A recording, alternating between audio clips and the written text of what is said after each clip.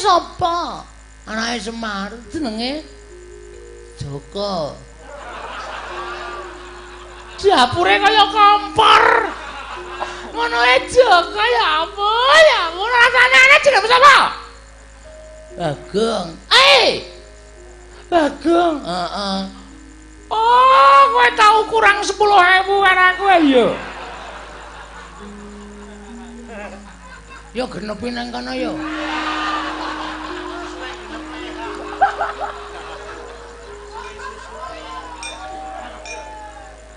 Genepi piye ya? Genepi nang kono ora. Ora senengane ora.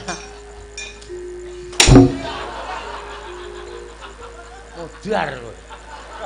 Wong kaya ngono kok dingurip. Tok apake, Gong? Cekel-cengele cekel tatapke watu. Kene terus. Ya. Iki kaya ngene. Ya.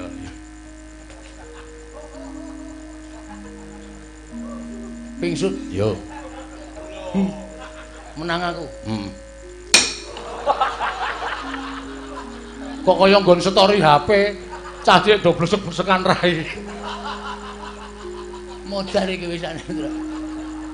Wong kok ngene kok dingurip. Ha iya. Wis ben ditemu karo penditane.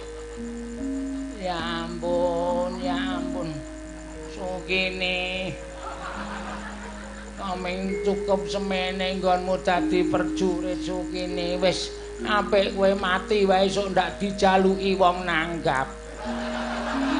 Nek takoni Sukine wis mati ngono wae ya. Ndak bingungke aku, Semar bangun kayangan kok Sukine kudu metu. Wis kowe mati wae Sukine ra sawen. Kan kawusa mati wonten Gupit Sanggar Sangarup. Kena gantuk sapunalika semanten. Para putra Pandhawa kadhiraken sanggaring para Panakawan medal saking jabaning rangkah padukan ingkang kadempel.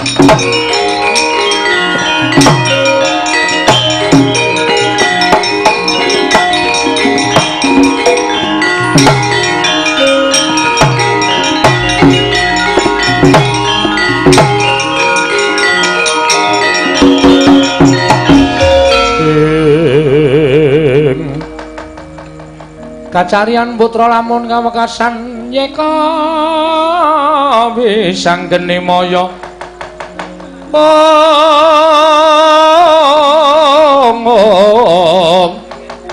wisang geni maya Wisnu Pratinda Gomnon sing bibiti perkara iki mau kowe nggih pancen tak akoni. Kula sing nantang Ndara Setyaki, kula sing wani nduwa kekarepaning Sinuwun Prabu Ndarawati. Lah, mula aja nganti dikira Antasena karo kakangku Garukaca Kingko melu-melu perkara iki. Nek pancen kowe wis wani nantang kudu wani nandingi. Waduh. Kok kula lah sampean? Mengko nek kowe tanding kowe kalah, aku ngewangi iki wangun. Ning nek kowe durung tanding kok aku wis ngewangi kuwi ora wangun. Mengko ya nek kula meng kalah, nek modar ora usah kuwatir tak uripke. Nganggo napa? Nganggo banyu sungutku iki. Ki nek diperes metu banyune iso nggo nambani wong loro nguripke wong tekaning pati. Yakin? Ya. Ora ngapusi lho iki. Ora. Anakku jek cilik-cilik lho. Ya. Nang nganti aku mati tenan, sing ngopeni anakku sapa? Wis ora usah kuwatir. Mak cilik Setyaki kae tanding ngono sik. Engko nek kowe kalah mlayu ning anakku, aku tak sik rembugan karo mak cilik Setyaki. Estu nggih, Den? Ya, Ndara Garukaca nggih. Ya, Bagong ora usah kuwatir. Nyuwun pangestu. Dikira wedi karo Raden Setyaki tak ngetokke kekendelane Bagong. Ya, sing ati-ati ya, Gong. Nggih.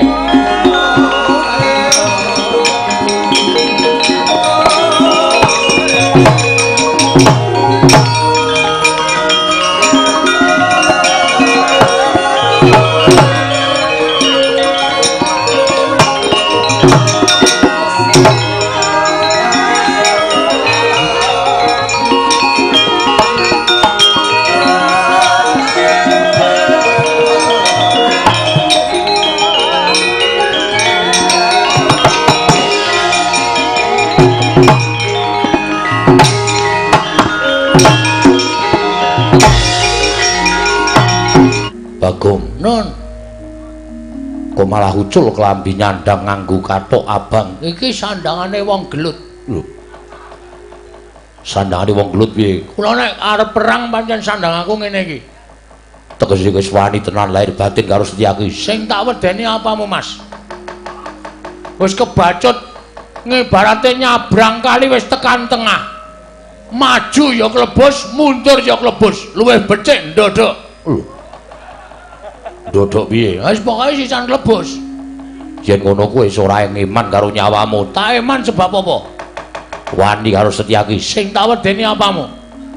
Kowe mbantu Sinuwun Darawati, aku mbantu karo bapak. Semono uga sampean senopati ning Darawati. Nek ratu Gustimu diganggu karo wong sampean mesti ora trima. Padha karo aku. Bapak nek diganggu karo wong Bagong ya ora trima. Bagong iki anake Semar. Semar iki wong tuaku. Meng arep bangun kayangane kok Ratu Darawati kok melu-melu meng mergo diutus karo Bathara Guru. Ayo nang kene dibuktekke. Setyaki apa Bagong sing tekaning pati? Lho. Ikhlas karo nyawamu? Ora. Kok wani nantang kaya ngono? Wis kepepet kok. Kuyen mungsuh karo aku mati tenan. Kowe tak tibani tanganku mesti pecah sirahmu dadi loro. Kowe mesti tekaning pati. Sing dadi nyatane rasa meden-medeni. Aku iki ngarat krupuk 8 ambyar kabeh. Kok seming sirah kok ming dadi loro. Ayo sing dadi nyatane. Dene marganing patimu. Nuwun sewu nek sampean kewirangan karo Bagong Ndara Setyaki.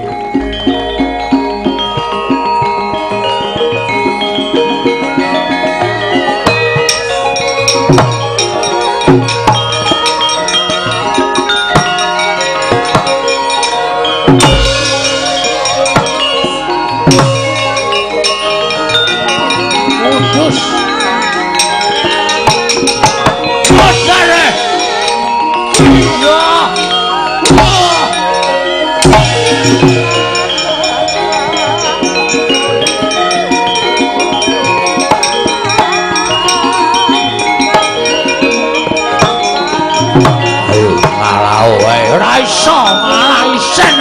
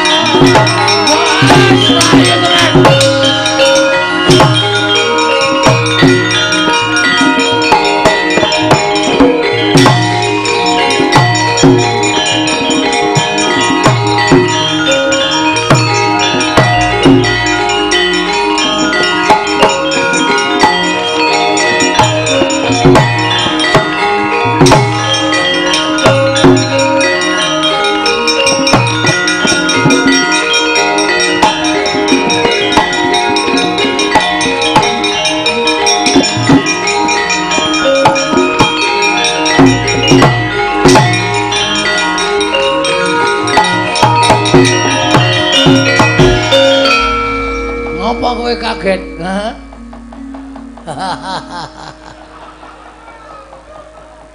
Anggir Antasena. Oh, Mak Cilik. Anggir Garukaca. Iye, Paman. Anggir Antarja. Iye, kula Paman. Kok sami lenggah wonten ing mriki? Lho, rombong aku. Rombong aku. Dadi kowe iki mau asline mung tak pancing. Aku asline wani karo kowe iki jane asline wedi. Ning kowe tak pancing kowe bungahe ngantil karo Bagong. Saiki glo wadya balaku. Samapta ing gati sawiga ing diri. Narwane karo Bagong coba saja. Potol sirahmu. Musuh Ndara Garukaca sembur melonyo awakmu. Nggih, Den? Ora. Waduh. Mbok ngono. Iya. Anggir Antasena. Ana apa, Lek? Kok lenggah wonten mriku? Gong minggir sik. Nggih. Sampurnake mau. Wong glelenge kepati-pati ora. Pancen aku nang kene. Anggir Antasena wonten lenggah wonten mriki wigatosipun. Aku wis kebat batin. Monggo Kakang Semar paring dawuh karo aku. Ora perlu dibantu babakan Prabaya Brana Picis ning dibantu babakan kekuatan yen ana pacoban ingkang bakal tumama kakene Semar nggone bangun kayangan aku sing tinanggenah supaya nyingkirke pacoban mau mongko Bagong matur karo aku nek Siwa Ndarawati dibantu Mak Cilik Setyaki bakal jugarake Kakang Semar nggone bakal bangun kayangan bener apa ora ya ngaku barang sing nakoni Antasena kok plendas-plendus kowe mau sing nakoni aku nglelengi Raja Manu Bagong pecah siramu dadekke loro wonge papat kok mung dadekke loro nek ora oman piye iya pancen jatosipun ngaten nggih Lek gandeng aku wis sago karo kakekne Semar mongko aku ki jiwaning satriya nek nglencati apa sing dadi sumpahku aku bakal nampa hukum saka sing gawe jagat mula nek Lek Setyaki paman Setyaki arep gawe rusak Karang Kadempel luwih-luwih jugarake kakekne Semar nggone bangun kayangan mungsuhe dudu sapa-sapa ning aku Kakang Garukaca Kakang Antarja digawe rame ya gelem dirembug sing apik-apik ya gelem modar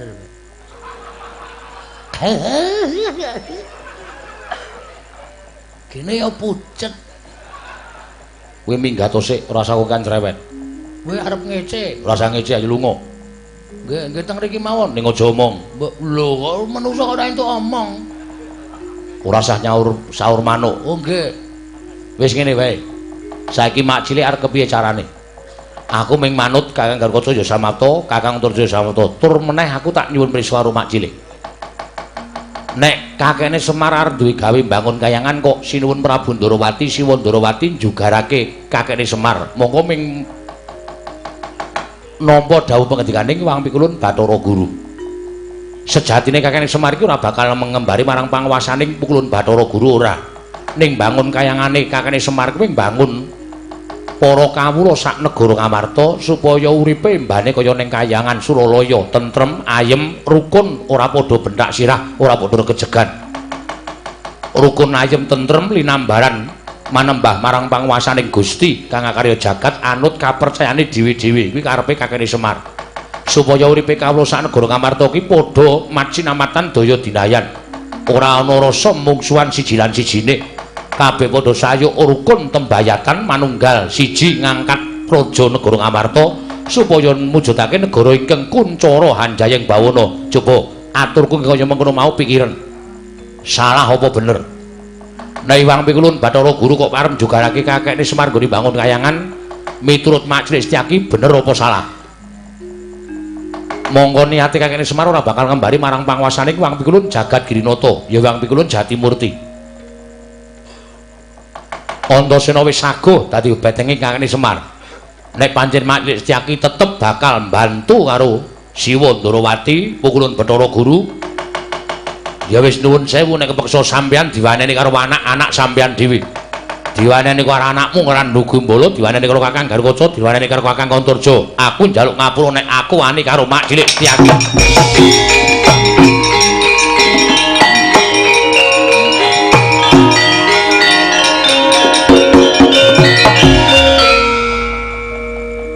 Kula nyuwun pangapunten pareng mboten nggih. Lho, njaluk ngapura perkara apa? Sareng kula manah-manah.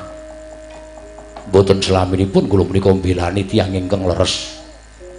Lire Mak Cilik ngendika kaya ngono, kula malah manah menapa dipun lampahi dening Kanjeng Prabu Ndarawati menika namung manut dhateng perintahipun Hyang Pikulun Bathara Guru. Monggo nyatanipun sareng kula midhanget ngendikanipun Anggir Antasena. Menapa dipun lampahi dening Kyai Semar menika leres mboten nedya ngembari dhateng panguwasaning para dewa. Nah, syukur nek sampeyan eling tegese ning kene ora bakal ana peperangan sing gedhe. Tegese ora bakal ana peperangan antaraning Mak Cilik karo anak-anakmu Antarja, Antasena, Gatotkaca. Piye iki ngejak damai? Ya Bagong aku salah. Ya ora apa-apa, sune rasa gleleng ya. Dumeh wong seneng gelut, dumeh wong seneng perang kok. Ora malah iki mergane patimu. Kala mangsa kula kandhani nggih. Jalma menika tan kena kinira, girilusi kaya Bagong ngene iki. Arep wong kaya ngene ning akeh sing bantu, akeh sing ngewangi.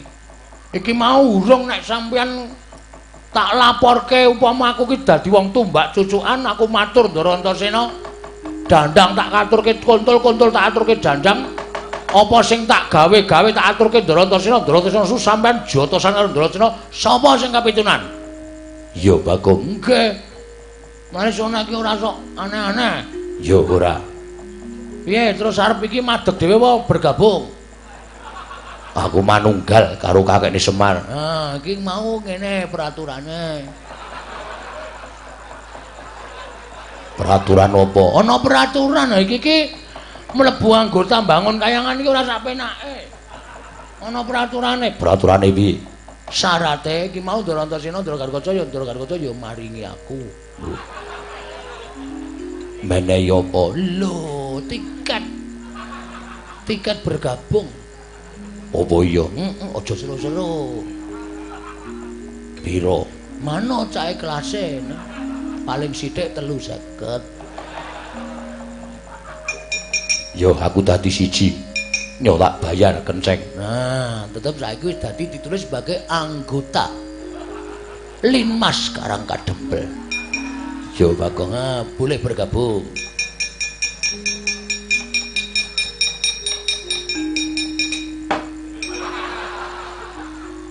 Balik ke. Apa tau? Balik ke.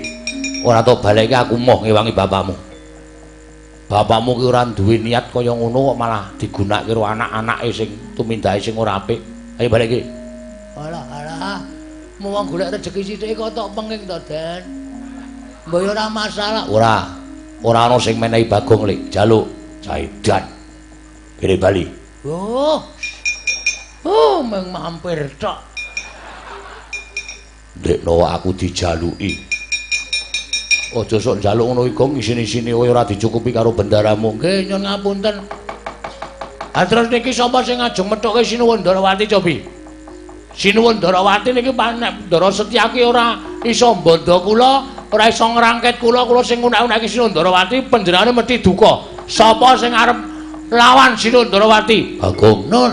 Koko Prabu aku sing methuke. Koko ora binadu arep karo aku, ora bakal mentolo karo aku. Nah, ngono ki tegese mbelani tenan. Nek sampean mengko didukani Sinuwun Prabu Ndarawati, wis ben tak lakonane. Nek dipecate dadi senopati, aku melu Kakang Semar. Waduh. Nyuda jatahku. Anggota anyar nyuda jatah cilaka iku. Wis ngrekoso. Wis ora usah cerewet mung diliwangi meneh. Oh, tak pethuke kok ora Ndarawati. Ning kowe yo melu. Nggih, ngestoke dawuh. Ayo pethuke Bagong. Monggo.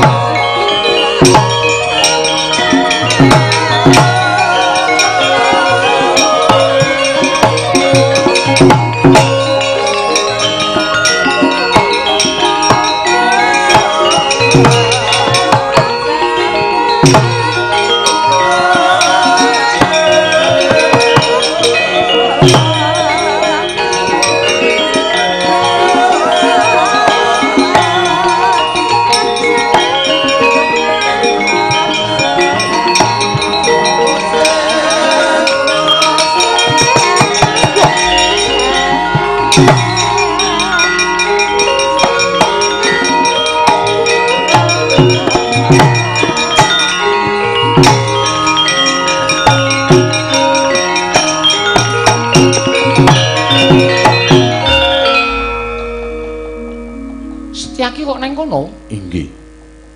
Lah kok dadi kowe malah nang mburine Bagong iki kowe mau tak dawuhi supaya nyekel Bagong, lah kok malah kowe nang mburine Bagong. Nyuwun pamunten, boten nginten babar pisan.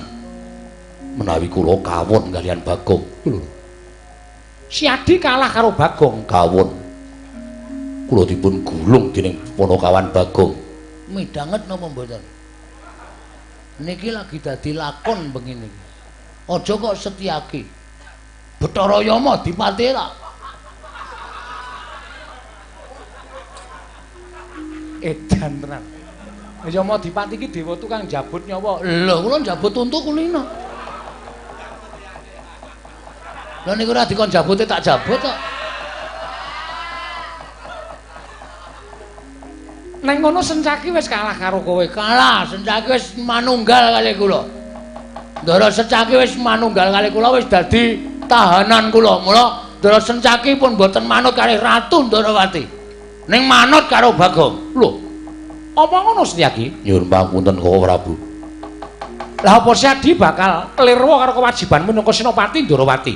Sekawit kula Senopati Ndarawati nanging kula sampun kawon kaliyan Bagong. Lan samangke kula sampun dados reh-rehanipun Panakawan Bagong. Setyaki wonten dawuh. Sinuwun Prabu Ndarawati diundurke. Nek ora diundurke ndak gawe kisra gegayane Bapak Semar. Nggih, wis tak dawuh. Setyaki.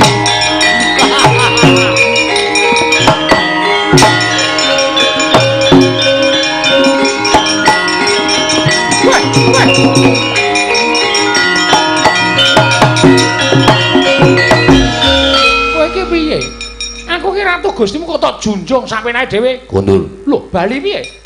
Sampun ngantos ganggu kaliyan pun Kakang Semar. Setyaki, aku Ratu Gustimu. Samangke kula sampun kawon kaliyan Bagong. Kula mboten badhe manut kaliyan sinten-sinten kejawi kaliyan Bagong. Jagat Dewa Bathara Setyaki. Wonten dawuh. Pun Kakang Ratu ing Mandura Prabu Baladewa dawuh Setyaki. Undurna Nyai Kresna. Lho niki ngestaken dawuh. Lah edan tenan iki. Iki lakon apa lah kaya ngene iki? Mundur mboten. Setyaki aja kaya bocah. Mundur mboten, boten mundur. Paribaksa kula ingkang kunduraken. Weh lah karepe dhewe.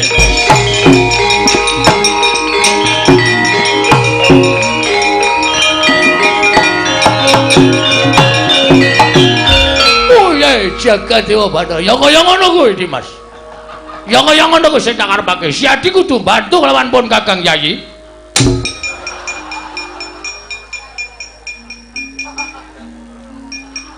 Dikecake ndasku. Mergane wis kresnane wis lunga, aku isih acting. Ha wis cilaka iki. Wo, la edan tenan. Truk. Kowe iki ngapa e? Ora tok celuk kok. Ngapa? Wo, bener kok. Bener piye? Sinuwun Ndarawati jebul pancen sing ngetutke Bathara Guru. Ketarane. Lah kae. Kae lho ketemu karo wong numpak Pijawa nggawa stop map. Iki Umar Bakri, wudu. Bathara Guru kok Umar Bakri. Bathara Guru ki dewa ning kayangan. Ah, tangane papat. Heeh. Ah, kae gelo. Gelo, mburine ana kaya wewe. Lho endi? Wo, Betari Durga ngono Gong. Wah, iki mesti setan gondol mayit barang do melu-melu arep jugarke bapak. Lapor karo ndara-ndara terus. Ya.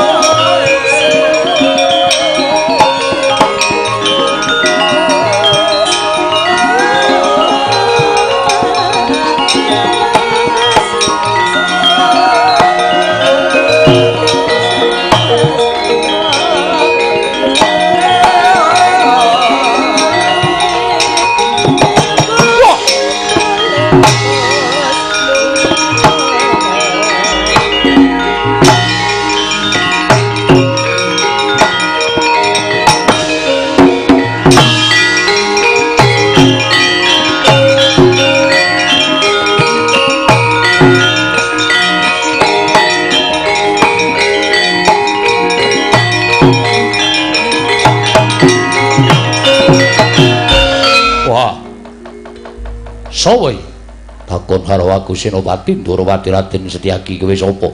Abdi Dandang Mangore. Ya setran gondolo mayit. Aku tumenggung Panigas Jonggo, tumenggung Panigas Jonggo dasar para nyata. Ya endi Semar? Kon jugarake ngene bakal bangun kayangan. Iso jugarake Kakang Semar ngene bangun kayangan watune iso nyempal bau kiwa ning Setyaki. Piye? Nyempal bau kiwa ning Setyaki. Wani harau sing tawedene apa moraming kasarep tebak dadamune marganing patimu Singalena Prapteng Ralis Panigas Jonggo.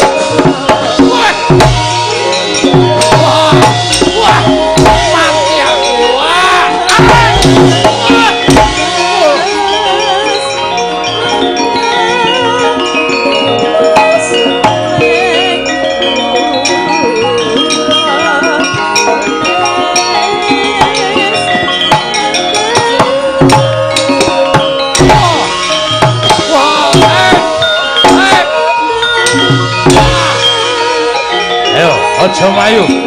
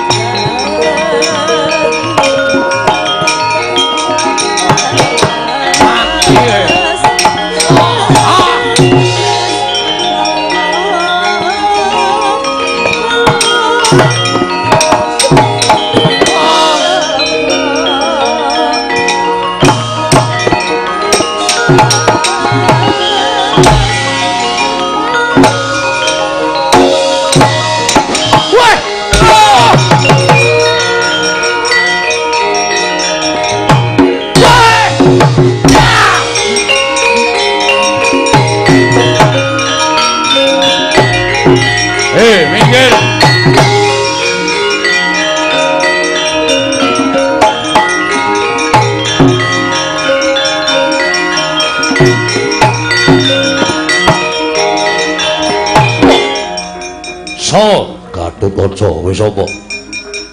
Tumenggung Prawara Kendra. Abdining Betari Durga. Ayo, bumi angus karang kadempel. Tugelen-gelune Gatotkaca klakon mati dening kowe. Wah. Wah. Iya. Ah. Wek. Ah.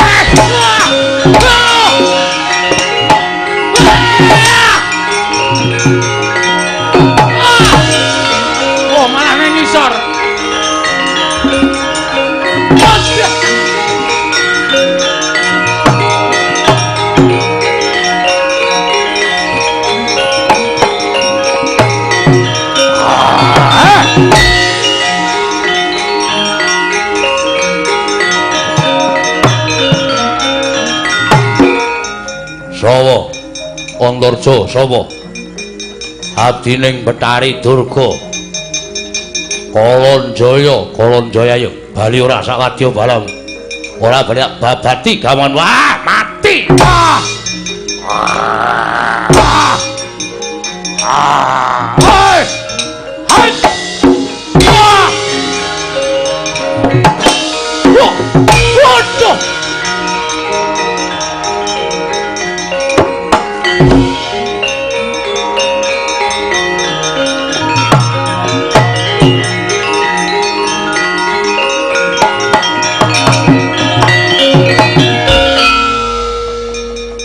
Komeng gelis Kang tak candak tak bleseki ning lemah mudar tak pendem sisan apik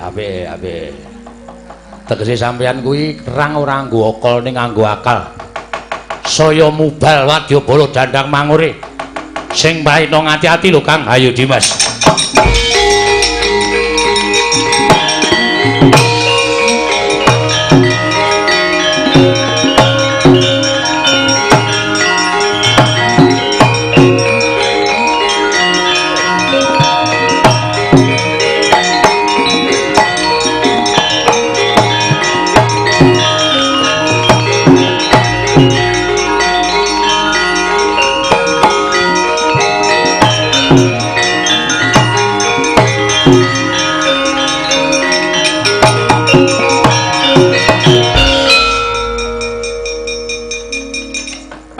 Gas Jangga. Nggih, Mbah. Piye mungsuh Semar menang apa kalah? Semar mboten ijin. Lho. Dipun bantu dening anak-anak Pandhawa. Kula pinanggih kalian Setyaki. Setyaki? Nggih. Jebul pinanggihipun nadyan kula menika sampun dados abdipun Betari Durga. Dewaning panggoda pangrencana nang nyatanipun kula kawon kalian titah sewantah nami Setyaki. Kaya mungsuh Sencaki. Bejo kowe ora modar. Sencaki ki wong gaweane gelut. Gek kowe iki lagi minyik-minyik. Prajurit durung tau perang ming lagi latihan tok kok wis perang. Ana mundur ana. Nggih, Mbah. Wah, edian. Tangane antepe ra jamak-jamak ming cilik ning kok antepe dilatih kok ngene iki olahraga saben dina kowe ming madang wae sembuyane wong dandang mangure kok anggere ketemu kok ming madang ramadang semaput semboyan kaya ngono kok dipeng-pengke ora mati kula Mbah sumbang suanu prap sapa jenengmu? Nggih. Kula pun Prawara Kendra. Nah, piye? Mungsuhmu sapa? Kula mboten tepung ning satriya Mambah Dirgantara. Mabur. Nggih. Dadane ngene murup. Nggih. Gatotkaca kowe. Gatotkaca. Heeh. Nyamber iki wonengen. Kula dicandak rikane arep duncalke ning tangan kula nggondheli kampuhe Gatotkaca. Kula mbabit mengisor ning sidane diuncalke.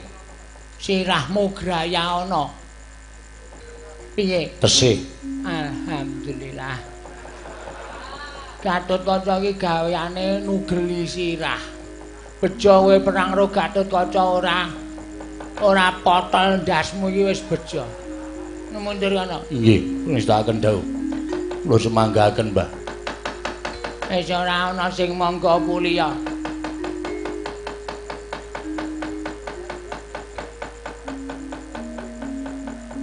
Sampai iki prajurit sing arep maju. Yen liwat aku kelingan dubur kae. Biyen tak goleren, ayo, Sukini nggih, Mbak. Kowe arep perang apa piye? Ya ampun, Mbak, arep wayang kaya ngene iki dijaluki karo sing nanggap lho, Mbak. Kowe kuwi nggih.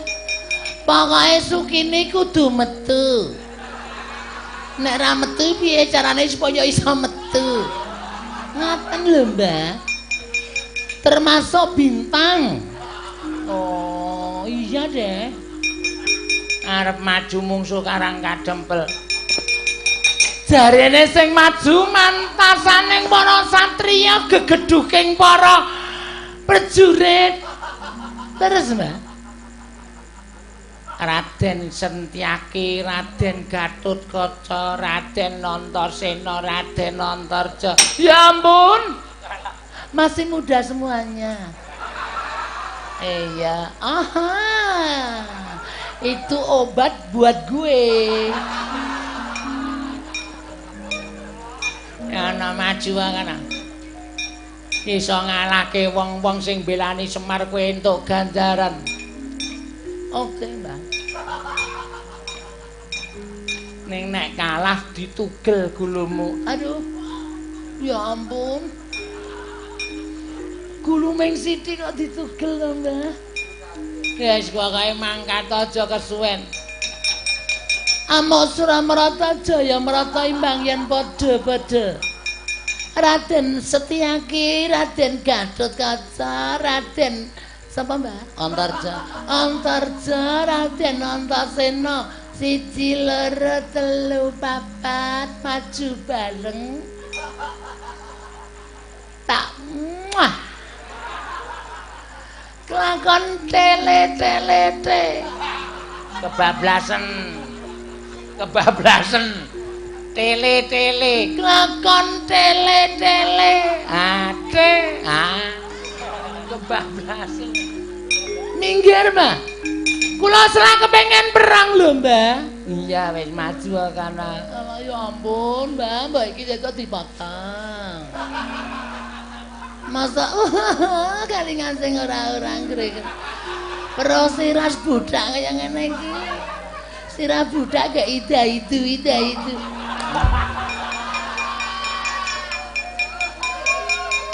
Menungsa tatanan Sentyaki Gatotkaca Antasena maju legane atiku iki Sukini. Nek bengi Sukini, nek awan Sukina.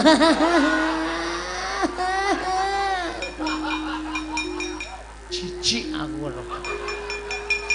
Wong kaya dikek urip candha tak sebul dadi apa kuandamu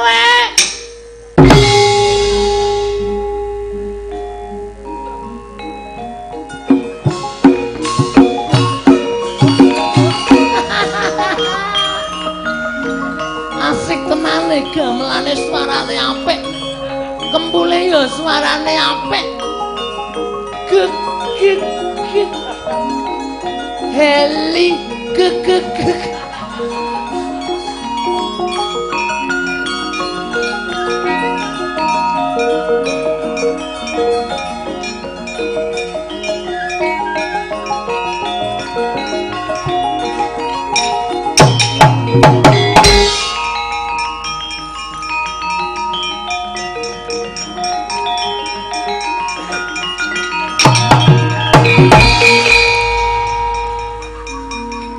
mati tanpa aran. Sapa Mas? Nama Setyaki wis sapa? Sukini. Sukini kok bringosen? Cukul sak karepe dhewe. Kok duwe bringos? Turunan kucing.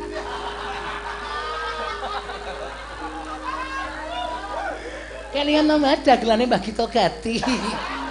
Kok bringosen turunan kucing. Arep ngopo mrene? Nglabras. Nglabrak. Heeh, nglabrak. Maafin dong kan yo salah kata. Iya. Ayo, kaya apa aku sing kecet. Manut nang endi papane wong perang? Nang endi papane wong perang? Ning kono ana kebon peteng, Mas. Yuk. Ayo. Yuk. Kowe iki wong lanang apa wedok? Manut, Mas, kebutuhan. Nek lanang wong ra thukul. Nek wedok kok brengosen kan bingung. Aku pancen jiwane lanang, Mas, tapi apa darahku mengalir perempuan. Iya, Mas. Piye mundur? Gilane.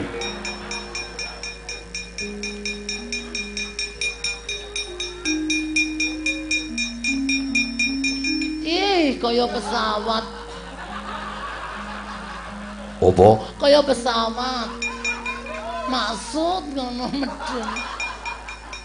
Sapa Mas ganteng banget ya ampun brengose. Ya ampun iki lho sing diarani piyayi ganteng. Brengosen tur ora medeni tambalan baguse tambalan wibawan. Ya ampun ya ampun ya ampun ya ampun. Sama Mas. Gatotkaca. Aja guyu. Wega aku nek guyu, wega aku nek guyu aku ora seneng lho. Ilang moodku. Nek guyu ilang moodku. Aku ora mood meneh. Gatotkaca. Gatotkaca. Iya. Ya ampun, gantenge ora jamak-jamak ya ampun. Raden, lho. Kaya lagu pergi tanpa kesan. Ya ampun.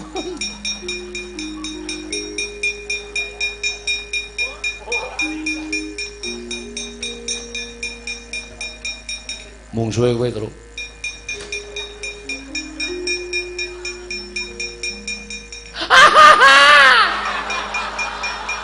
Ora lumrah ya ampun isin aku mbok ditutupi lho. Mbok ditutupi ora lumrah ya ampun kok tukul nang kene ora. Kudune kan ora nang kono lho kok nang kene. Kaya ta ciwi-ciwi ta. Gemes banget aku ya. Gang. Ya ampun salah kedaden kok ya. Menungso apa udu ya ampun masa kancane do nang kene kok kowe nang kono. Oh ya ampun. Asem tenan kaget aku. Merinding sakal ora. Ngapae? Goleki kancamu dolan. Tekan kene apa? Heeh. Dan leader tekan kene. Heeh.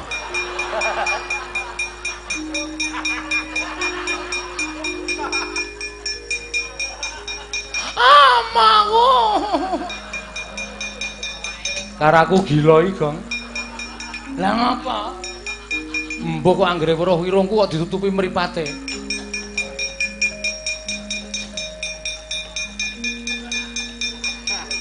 Iki anake sapa? Urung umur barang wis kelitian. Ajar ya. Arep ajar, kurang ajar kowe. Ora bali tak kandhake bapakmu kowe tenan tak kandhake bapak. Ayo bali bayi iki sore. Ya ampun durung gedhok kupinge kok. Senenge bali ora? Bali ora? Ya ampun kowe iki bali ora? Nah, lho. Bocah apa wong tuwa?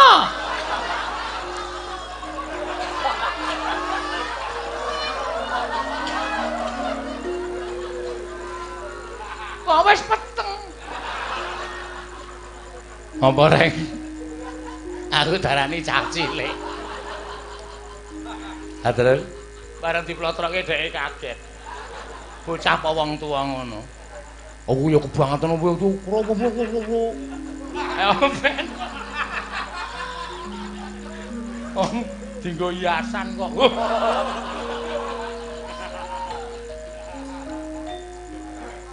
Iki apa meneh ya ampun menungsane aneh-aneh ya ampun. Iki apa meneh iki? Uang, Mbak. Ya ampun uang, heeh. Kowe sapa?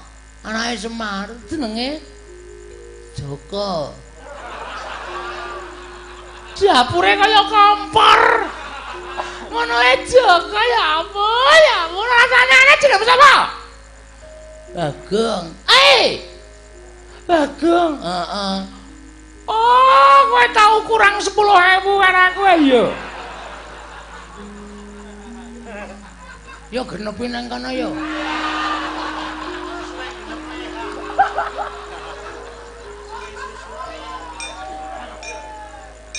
Genepi piye? Ya genepi nang kono ora. Ora senengane ora. Odar kowe. Wong kaya ngono kok dingurip. Tok apake, Gong? Tak cekel-cekele cekel tatapke watu. Terus. Ya. Iki kaya ngene. Ya.